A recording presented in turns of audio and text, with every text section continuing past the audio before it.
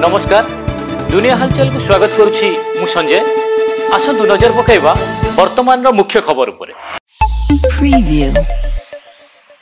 IPL महासमर रे आज Bengaluru M चिन्ना स्वामी stadium रे दिल्ली कैपिटल्स और रॉयल चैलेंज बेंगलुरु मध्य रे हेबो गुरुत्वपूर्ण मैच। दिल्ली कैपिटल्स 12टी मैच रु 6टी विजय और 6टी पराजय सह 12 पॉइंट पाइथिया बेले बेंगलुरु 12टी मैच रु 5टी विजय और 7टी पराजित होईची। विशेष करी दिल्ली अपेक्षा बेंगलुरु पई उक्त मैच करबा मर सदृश पलटिची।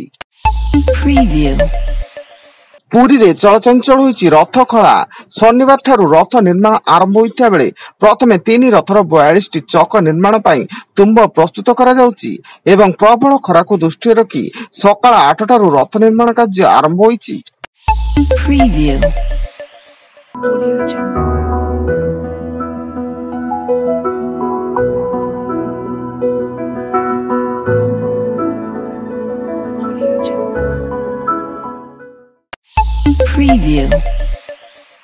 गजपति जिला मोहना थाना छतावरी गाँ निकटरे मौमाछी आक्रमण रे गोटे परिवार 5 जन आहत होई निकटस्थ मेडिकल रे भर्ती। समस्त एक कार रे ब्रह्मपुर रु मोहना अभिमुखे जाउतले कोनसी कारणर एक गछ बुता मुळे कार टी को रखी बाहर को आसिया बेले सेमानकु मौमाछी आक्रमण करथिला।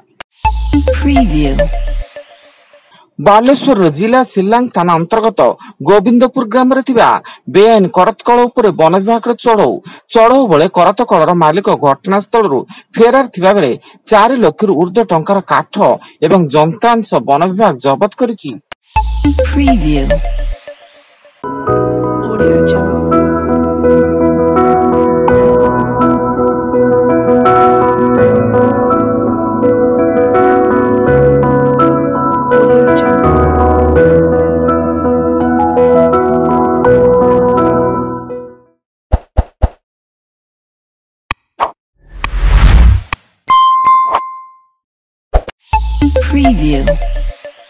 अफगानिस्तान रो बागलान प्रदेश रे प्रबल वर्षा जोगु बन्या परिस्थिति सृष्टि होईची। गोटे दिन रे 300 लोकंकर प्राणहानि घटितिया बेले बन्या रे अनेक बासगृह क्षतिग्रस्त होईची एवं अधिकांश रास्ता रे बन्या जल प्रभावित होइतिबारु प्रभावित अंचल रे रिलीफ पहुंचाइबा कष्टसाध्य होई पड़िची।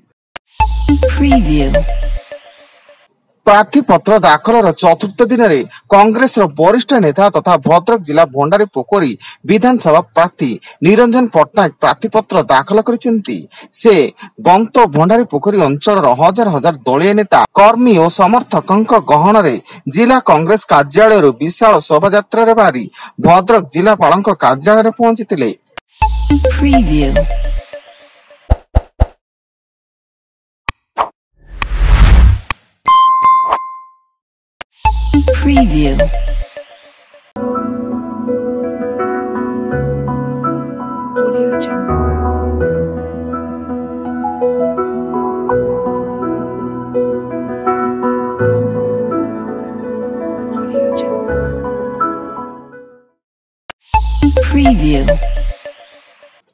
गंजाम जिला गोपालपुर निर्वाचन मंडली रे चलित थर बीजेपी और बीजेडी मध्य कड़ा टक्कर हेबो। चलित निर्वाचन रे बीजेडी पक्षरु ब्रह्मपुर विधायक रहितबा विक्रम पण्डा को एठारु प्रार्थी करा जायथिया बेले बीजेपी पक्षरु पुणी थरे चतुर्थ थर निमंते विभूति भूषण जेना को प्रार्थी करा जायछि।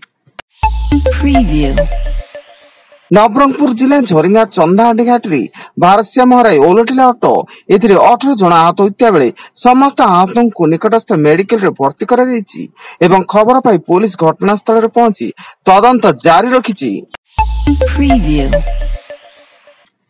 एवं बालेश्वर मिशन शक्ति कैंप रोषेई घर अग्निकांड जिलापाल कार्यालय निकटरे थिबा मिशन शक्ति कैंप रोषेई घरे शनिवार विलंबित रात्रि भयावह अग्निकांड घटी रोषेई घर समस्त आसबाबपत्र और रोषेई सामग्री पोड़ी पाउंस हो जाइछि एवं अग्निशम बाहिनी गाड़ी घटनास्थल रे पहुंची निया को आयत्त करिछि।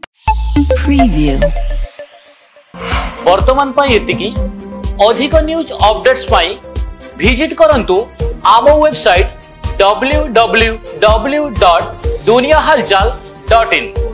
धन्यवाद।